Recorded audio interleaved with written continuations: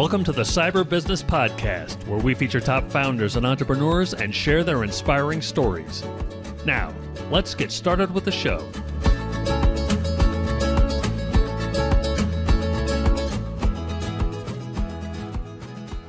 Matthew Connor here, host of the Cyber Business Podcast, where we feature successful business leaders, top law firms, green energy companies, and more. Today, we're joined by the founder and CEO of Evo Security, Michael Roth. Michael, welcome to the show. Hey, Matt. Thanks for having me. Glad to be here. Yeah, pleasure. Hey, before we get too far into it, a quick word from our sponsors. This episode is brought to you by Breitling, the makers of watches like this. Michael, I don't know if are you a big watch guy? I sort of am, but I've defaulted to the Apple Watch for now because I have small kids. So, I need to be able to talk into my watch. I was the same way, but I tell you, once I got the folks at Breitling put this Navitimer on me and they customized it to my wrist, this metal feels like calfskin. It's absolutely fantastic. So I was the same way, big Apple Watch guy until I ran across this. So now I'm thinking I might be a Breitling guy. But so if you're not familiar with Breitling, check them out. Great group, great watches. And now back to our show. Michael, for those who aren't familiar, can you give us the elevator pitch on Evo Security? You bet. Yeah. So Evo Security, our focus is identity and access management. So what we're combining into one single platform is all of your MFA and single sign-on that you would typically get from one vendor when you're trying to protect endpoints and web applications and network devices, not only for your MSP, but also selling that through to your customers. So that's product number one. Product number two is called Evo Elevated Access. And basically, it's a privileged access management tool where we have password rotation. We prevent sharing of administrative credentials.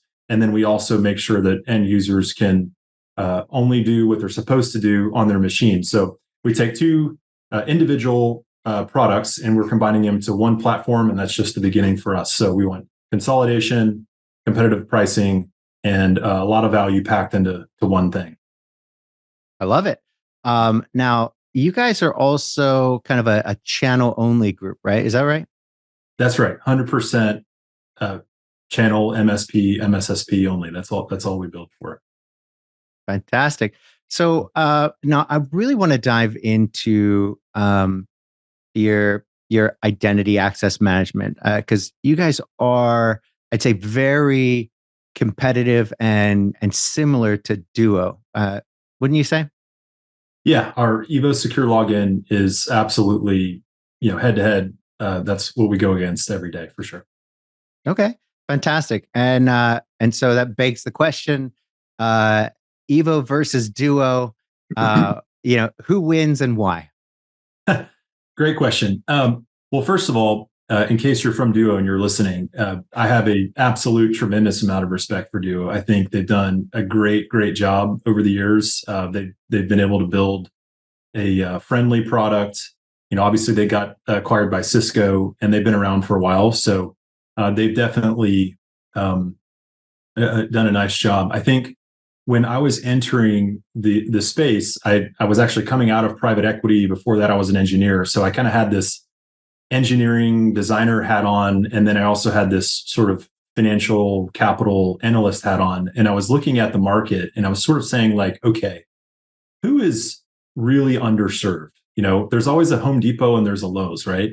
So as I look out into the identity space, which is something that I've been studying for over a decade, I wanted to look and say, okay, who actually needs more and needs special attention? And needs a purpose-built product. And I saw the attack surface sort of expanding into the mid-market and to the SMB. And then noticed that it was sort of difficult for a lot of the enterprise level identity products to really permeate into the MSP space. They were just a little too pricey, a little too heavy. And that's not because they're bad products. It's just because they're built for the enterprise. I saw that Duo was sort of, they had a longer presence. They were sort of the quote unquote like only game in town. If you outgrew Microsoft's identity suite, then you just kind of went to Duo, right? Yep. And so to me, I looked at the market size and I said, hey, there's a huge market here. And not only that, so that's good if I want to build a business, but also if I want to like actually focus on solving problems for a specific customer, there are enough customers to go do that. And so who wins versus Duo versus Evo? I think right now we are very close to feature parity. There are lots of little small things that we're kind of burning through here and there that are just normal for a younger company like us. But all of the core fundamentals that you're going to find in Duo, you can find in Evo. And then there are other things that Duo doesn't do that we do. Because from day one, we said, hey, look, we are only building for MSPs and their customers, period. If it has anything to do with like going direct to an enterprise, I don't care. And so it may not be totally obvious, but even the way that we engineer the product under the hood, we have to make different decisions around, okay, if I'm going to do this one thing this way, then it has to be distributed to many companies in another way. So how do you build that? So I would say right now, the majority of our business are partners that are either choosing between Evo and Duo and they go with us, or they're moving away from Duo to Evo. Fantastic. Well said. And I think what strikes me there is kind of your background and then getting into this. How is it that you go from private equity to starting Evo and seeing the opportunity in the MSP space? Because there is a void. Honestly, Duo is great. Love Duo. For the same reason. A lot of respect. They have a really solid product. But seeing that gap, I don't think a lot of people would have seen the gap. So I'm really curious. How did you just happen upon? There's got to be a story there. So how did that come to be? Yeah, it's super nonlinear. So to me, it makes perfect sense. But from the outside looking in, it's not really that obvious. But it kind of goes back to my initial early days out of college. So I got a degree in petroleum engineering, and I had family history that was in the oil and gas industry, being from Texas, and sort of a natural industry that you can go into if you so choose. So I did that, and I thought it was a really good opportunity just to go learn how to do really hard engineering projects, and then also how to manage capital in a really large way. My first project out of college was like a $6 or $7 million project, and they were like, "All right, don't screw it up." And very loosely handed to me, I was like, "Oh my gosh, this is this is the size of a seed round for a startup, right?" And so I just started to, I really leaned into that. I liked that, but very early on in that journey, and in fact, it was either that first project or right after, I started noticing things like, hey, these SCADA systems that have all of this data and information are sending it back to our corporate office. And then that information is manipulated. A lot of people have access to it. And then it's rolled up into these different other databases and other systems. And then it's eventually reported to the Securities and Exchange Commission. And they're taking that as truth. That struck me as being very odd that, there's so many people that had access to data that could be manipulated. And it wasn't that anybody was doing anything nefarious or anything. It was just, I thought, this is mid 2000s, right? So that was my first clue. The second one was within that corporation, I was moving around to different divisions for training purposes. And my access controls on folders and files and systems from the previous role just carried over.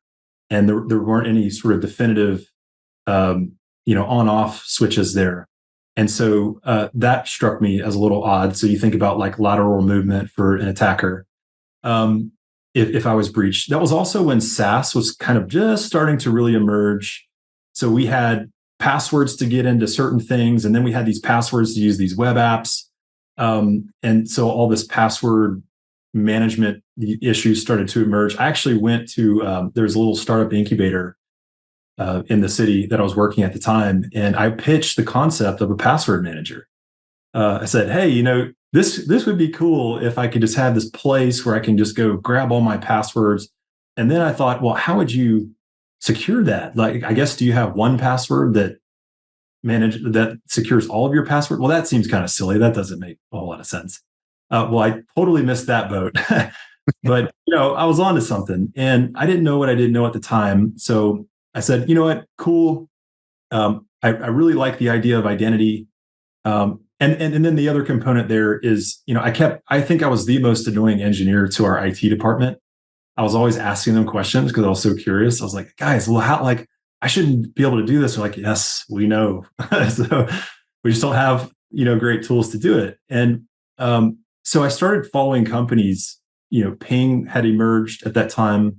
Okta was getting up and running. Duo was still very early. Companies that are now like the merger of Centrify and Thycotic, so CyberArk, and Delinea, CyberArk, SailPoint, all these companies I just started to follow and was just learning about it in the background. From there, I realized, okay, I want to go into tech and I probably want to do something around that eventually, but I need to have an exit strategy. So I either need to go back to school or I need to go do something that could potentially prop my personal situation up to where I can go launch a business. And so that's what I did. I started a mid-market private equity firm. Never raised any money before. About 18 months later, I'd raised 50 million. And nice. We had deployed this capital across many assets. So we had some nice exits. It wasn't something where, I could go retire on the beach, but I was like 29 at the time, 29, 30. So, but we had success and it was fun and I learned a lot. And it really hardened me to understanding what it means to manage capital, be a fiduciary, and the very stark reality of starting something from nothing and what it takes. And so that prepared me to then go do the next thing. So it was around, by this time, I'm 10 or 12 years into my career. I said, okay, I'm going to go do something with identity. I'm going to do something with access. But I know that the large enterprise play I'm too far behind. So where's the attack surface going? So I started reading about it. The mid-market and the SMB seemed to be the obvious next kind of open green space. And right around that same time, I had all these materials I would get from private equity updates and things, and I started seeing this trend that firms were investing in MSPs. They were doing roll-up strategies, and so that kind of clued me back into my old the IT guys that I would talk to. So it all kind of like merged together right at the same time. And then I had just moved from Houston to Austin, emerging tech hub. Called up UT Austin, which is where I went to college. And they're like, hey, there was this MFA tool that Salesforce bought and it emerged out of the supercomputing center over there at UT. Why don't you go and talk to those guys? Well, sure enough, they had this multi-tenant little access management tool, MFA tool. And I was like, okay, IT, multi-tenant, MSPs are becoming institutionalized, attack surface expanding to mid-market SMB. I got to go do something about this. So that's when I launched Evo. Yeah. Love it. So there you are, you're 29, you're making good money. Why change? Right? I mean, you're started your own private equity firm. You had some success. Why was it just a burning desire to get into tech and start, something there? Or what was it? Yeah, I think it was pretty simple. I didn't growing up. I didn't really grow up thinking about like, oh man, I can't wait to go be the next big energy producer. Like where my head was always at was like, hey, I wonder if cars could be propelled by magnets, autonomously, or I wonder if like I can invent this circuitry that could do this thing, and it would make my life easier, or like. The toy would function better or something, like that's where my head was always at. So not really listening to that voice or knowing what that, what to do with it when I was younger, because nobody that I knew was in tech. So it just took kind of getting out into industry, realizing that, hey, while I am good and I have, expertise in this particular field, my true passion and desire and who I am, like authentically, is someone who's an innovator, an inventor, and a trailblazer, an explorer. And I don't want to be, at the end of my life one day and look back and say, I didn't try. So I just wanted to try at a minimum. And, IAM was the thing that seemed to be front and center that I had developed some acumen around. And so that was kind of phase one. I love it. So we love exploring the founder stories on the podcast. I'm big. I just love them, right? And I think all too often people kind of glaze over the real fun details. In my view, how you go from idea to first employee to second, fifth, 10th employee. You often hear the founding stories where it's like, oh yeah, and I had this idea, I got some money, and boom, here we are today. We're a unicorn. It's like, okay, cool, congratulations. But honestly, how did you go from idea to that first employee, and then the second? Or was it you started out, yeah, you came to the table with money, you're like, I know it's going to require X, so here we go. We're going all in with this much money. This is what we're doing. This number of people, and we've got 2 years before we burn through all my money and my wife kills me. What was your story? Yeah, that right there, I think is, there's always a hard component of whatever phase your company is in, you think every time you're in a phase of the company's growth, like, oh my gosh, this is just so hard, and then you get to the next one, you're like, oh my gosh, this is so hard, right? But I really think that first phase, all you have to rely on are your own thoughts and your own convictions. And one day I would love to create a speech or a presentation or book or something around. I always hear that thoughts and ideas are a dime a dozen. And while that may be true, what's also true is that your thoughts and ideas are representation of the gold that you see in the world. And people make the assumption that everyone sees the same thing in the same way, but all it takes is one person to see that same thing with a slightly different angle, and it can turn into a rocket ship. And so, I every time I speak with someone, I encourage them to, if their convictions are high and their intuition is high, to go do it and just go try it. And that's all I had. That's how I did that. Is I knew that, after being an engineer and seeing, like, if you make a decision and there's a particular equation, there's an outcome that you can achieve. And then also with private equity, if you analyze something and you come to certain conclusions and you have some statistical reliability in that conclusion, then you can reach an outcome. So that, to me, those two combinations were powerful. And I said, I may not know anything about tech. I may not know the difference between a software engineer and a DevOps engineer and a front end or a back end developer, but I know what I see. And so I just relied on that 100% on that first year. And all I did was I said, okay, I need to learn about the market. So let's go continue to study it deeper. I need to talk to as many MSPs as possible and understand their pain points. And I need to start going to conferences and just kind of understand the culture, the community, and the market. So that's what I did for a year and a half before I even built any product, all the way from mid 2018 through the end of 2019. And I used my personal capital from some of the exits that we had in private equity to fund that. I started to hire, I just went on Upwork and started to hire people to do a little bit of front end development. And I kind of used these contractors as a way to learn how software was built. And from there, I took a little, online courses, like how to code this and that, or if I saw a gap in my knowledge. So we had enough of I wouldn't say a product, but a conversational piece in Q1 of 2020 that I was able to go and I met with the folks over at SolarWinds, which they're here in Austin.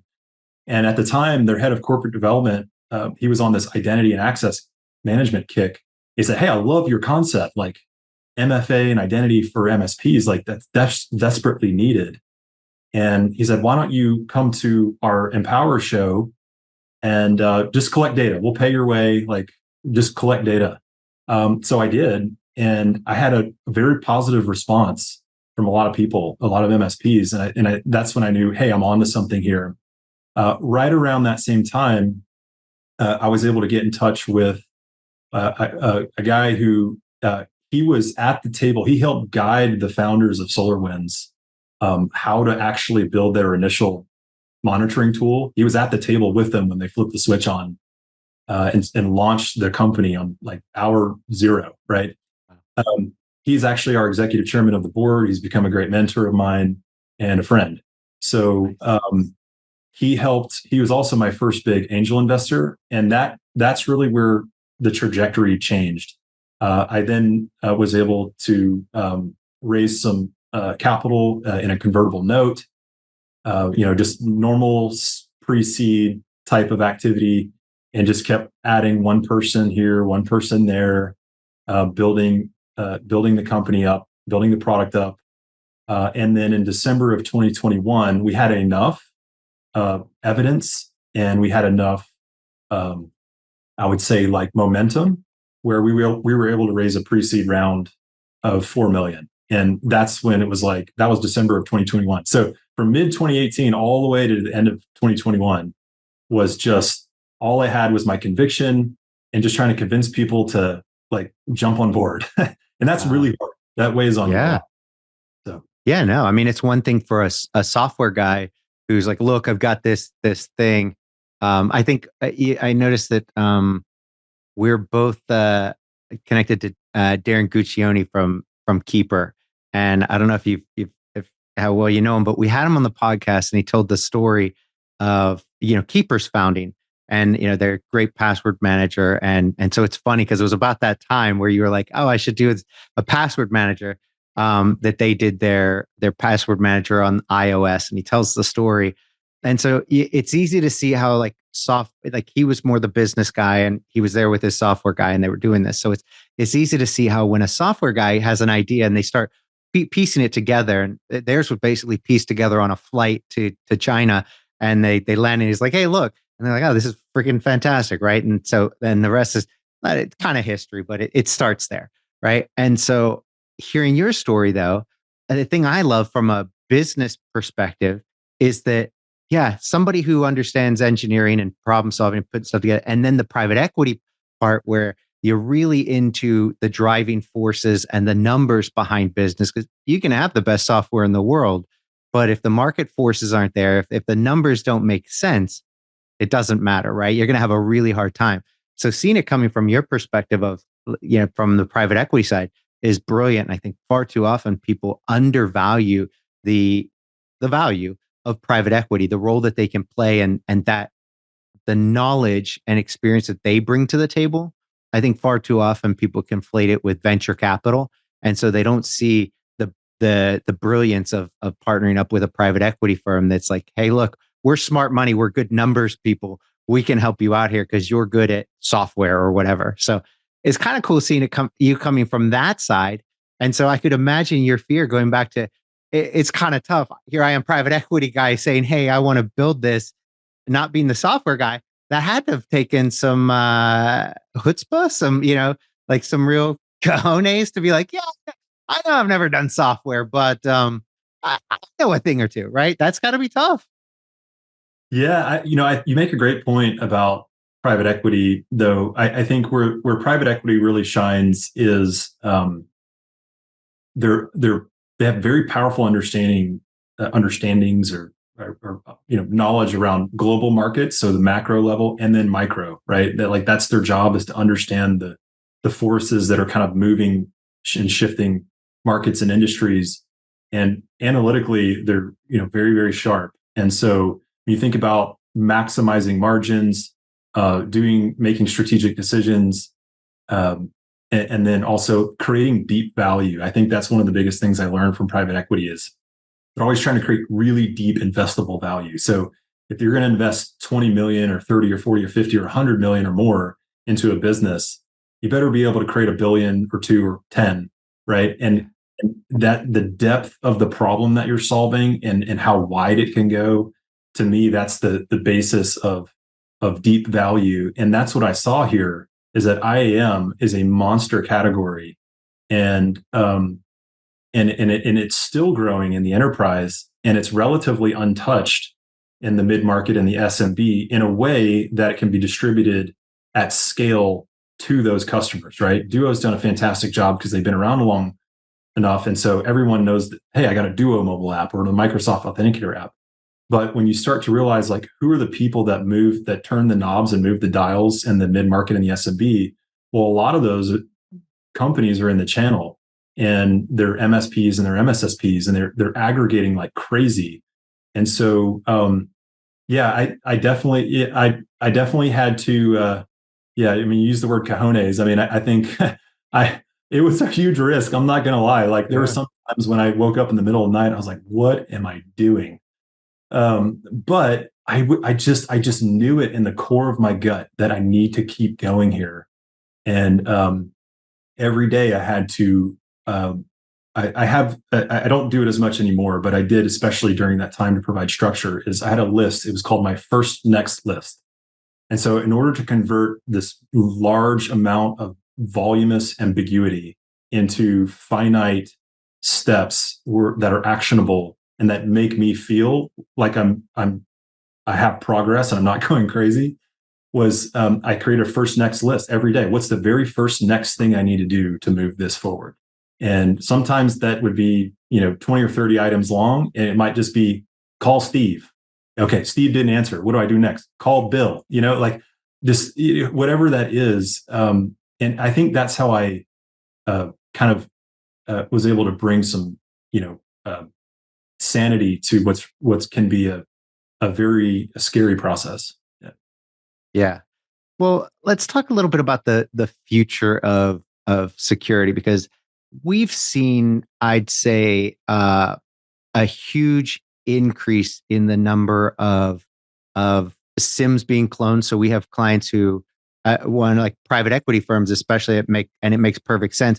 Their SIM being cloned, and then they're suddenly somebody's logging into their email using the one-time passcode that was texted to them, and they get the call at 3:00 in the morning. Hey, did you just log in Lithuania? No, I'm asleep in North Carolina. It doesn't. So that's how. So I think we're seeing a huge shift in the amount and the level of really sophisticated tools that are on sale on the dark web. And so I think things like Evo, really help cut that down, kind of stop that. But let me ask you for your take on that.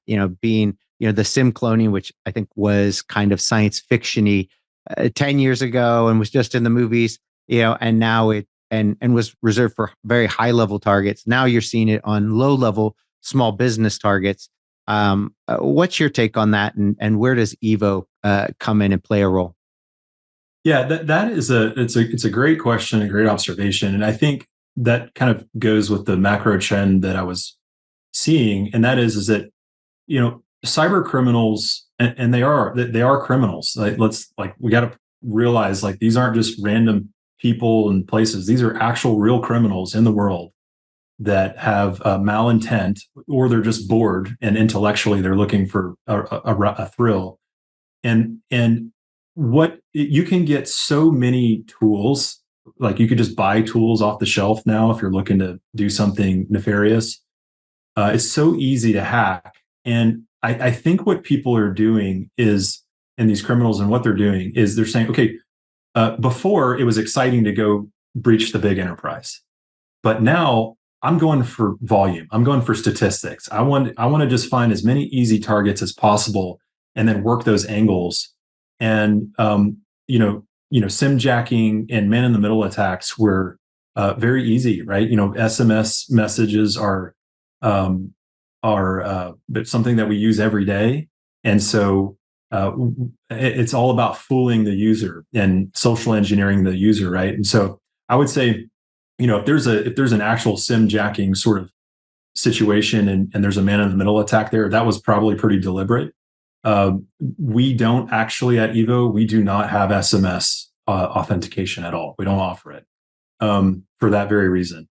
And that doesn't mean that like every other thing that is form of authentication out there is better or more secure, because you could argue all kinds of different ways, even for biometrics. I actually at Black Hat, at RSA 2 years ago, watched someone live hack Microsoft's Hello, which uses both biometrics and thermal imaging, and then gain access. Now that's an extreme example, and they fixed it, but just goes to show you that nothing's perfect. So where Evo comes into play there is that one, we don't do SMS for the reason mentioned, and two, we give really tight controls to the MSP technicians and a lot of granularity around role-based access controls. So you may only want one person in your company to be able to manage certain parts of the product around forms of authentication and things like that. So it's definitely top of mind, and it's a problem. That's great.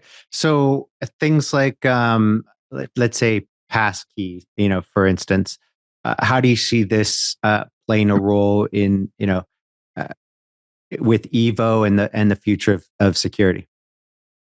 I love passkeys. I think they're awesome. I think the more we can push that out, the better. Passkeys to me, if you're not familiar, are sort of like SAML. I kind of put them in the same boat. So SAML, it's just a protocol that some web applications, they may or may not have a SAML module. And if they do, then you can, as an identity provider, as Evo, we can allow the MSP or the MSP's customer to connect up, use Evo, connect to this third-party web app, and then you can do single sign-on into that in the future, which basically just means you don't have to MFA every single time to get in that web app. You can do it once the first time, and then as long as you're in the same browser session, you can log right back into it 100 times. So better user experience, right?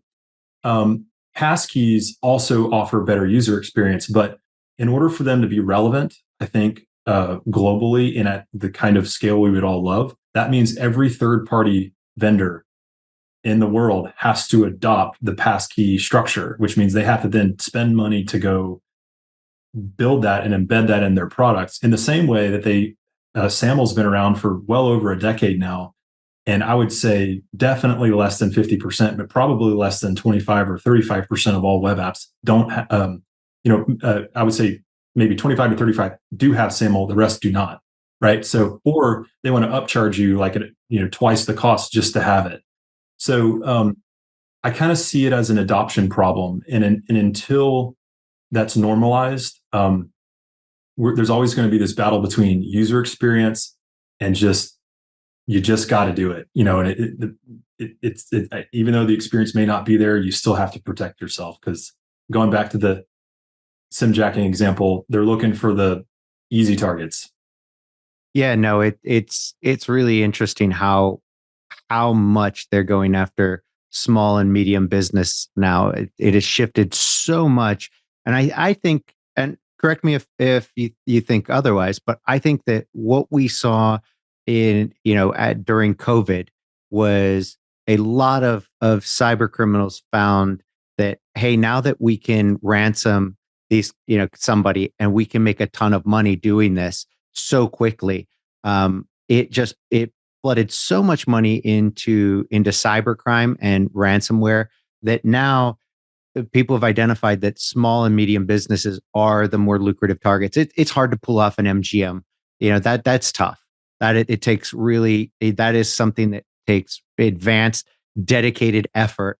You're not renting that as a service, right? But you can rent your ransomware as a service, go after some small business that has little to no security, and be good to go. So is from your perspective on the macro level, is that what has happened? And if so, where do you see it going from here? Yeah, I think it has. If you look at the number of businesses that exist in the U.S.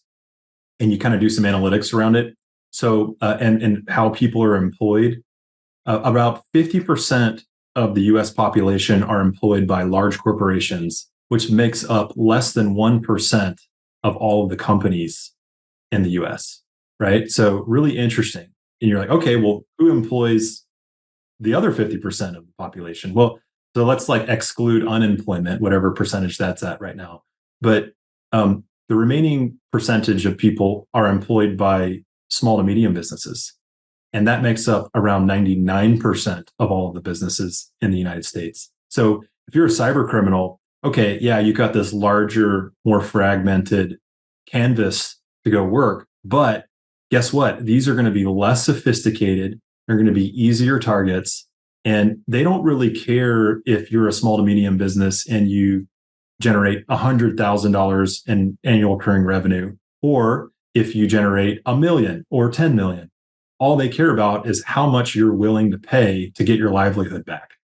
And so for that reason, the SMB space to us and what we see, it's the Wild West right now. That, I would say as more sophistication in enterprise security has occurred thanks to really great vendors that serve that space, we're realizing that there's less sophistication and less optionality for vendors for the SMB. So I think it's a natural target for criminals to go. Yeah. I think, one of the things I love about Evo is that it really does help the MSP deliver in a product that is specifically designed for it. So I thought that was really interesting when you're telling your kind of origin story, if you will, that the founding story, how you identified that it's so much better when you to develop one product where you've got one clear, we're developing this for MSPs versus let's try to be everything to everyone. And now just developing that becomes so much more challenging. And so personally, I'm glad you chose the MSP space and focus purely on that, because now you've got something that's designed, kind of for MSPs only. And now they've got a product that actually works for them. Duo's great, no complaints there. But to your point, it isn't just for MSPs. It's also for enterprise, and it's somebody can go directly to Duo and get it from them. And then in that case, where's the value in going through the MSP for that particular product or service? So kudos on that. Yeah, I think that's spot on. And the other thing I noticed, this is really important. So for anybody listening that's made it this far, the thing that I noticed about IAM, and especially for MFA and SSO, is that it was kind of mostly viewed as a cost center for MSPs and their customers. Like, oh gosh, we got it, because insurance makes us do this thing, or compliance or regulation. And we're trying to convert that into an exciting new profit center. So to your point around building it for the MSP from the start, it's because we did that, we were able to not focus on really heavy, complex components of the product and only focus on this lightweight, purpose-built solution. And therefore, we can be cost competitive. And to your point, now when because if you're an MSP, you're like, okay, there are products that I get excited about because I can resell them and make money. And then there are products that I just have to pay for, and that eats away into the revenue, right? So we don't want MFA and privileged access management to be viewed that way anymore. We're trying to make it an exciting new profit center for the MSP as well. And the reason we can do that is because it's purpose built, and we're not trying to go after these heavy enterprise scenarios. So I think it's mission accomplished there. So, Michael, I want to thank you for coming on today. I don't want us to go too long. I think this was really great. I think we've covered a lot of ground. Before we go, can you tell everybody, all the hopefully MSPs out there listening, where they can find out more about you and Evo? Yeah, I would say first place to go is just the website, evosecurity.com. And if you want to get more engaged, have some dialogue with me or with any members of our team, you can DM over LinkedIn. And that you could also book time with us from the website as well. But yeah, look, I mean, the way I view it is we're here to serve, and we like what we do, and we want to help this industry and MSPs become more secure. Fantastic. All right, Yeah. Michael, thanks for coming on. Appreciate it. Wonderful. Thanks.